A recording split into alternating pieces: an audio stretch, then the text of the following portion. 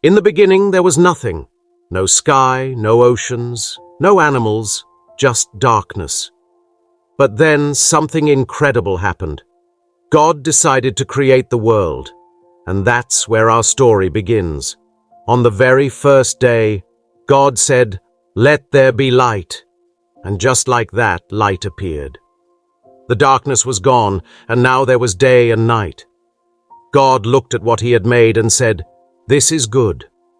That was the first day. On the second day, God made the sky. He separated the water above from the water below, creating a beautiful sky above and oceans below. The sky was bright and blue, stretching far and wide. God looked at what he had made and said, "This is good." On the third day, God gathered the water into oceans and let dry land appear. Hills, valleys, mountains, and plains were created. Then God made all kinds of plants and trees. Flowers bloomed, trees stretched toward the sky, and fruits and vegetables began to grow. God looked at what he had made and said, "This is good." On the fourth day, God created the sun to shine during the day, and the moon and stars to light up the night.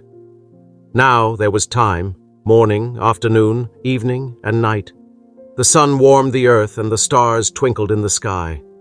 God looked at what he had made and said, "This is good."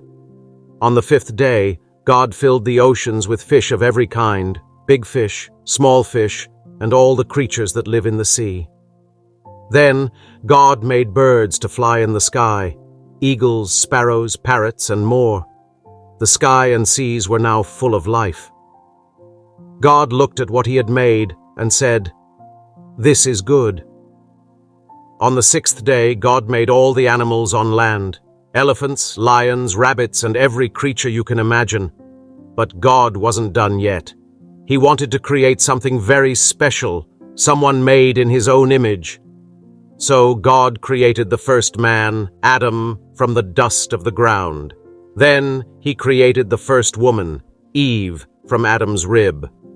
God gave them life and placed them in a beautiful garden called Eden, where they could live and take care of the land and animals. God looked at Adam and Eve and said, "This is very good." On the seventh day, God had finished creating everything: light, sky, land, sea, plants, animals, and people. So on this day, he rested. He blessed this day and made it holy. And so in just 6 days, God made everything we see today: the earth, the sky, the stars, the oceans, the plants, and animals. But most importantly, he made people, like you and me, to live and care for his creation.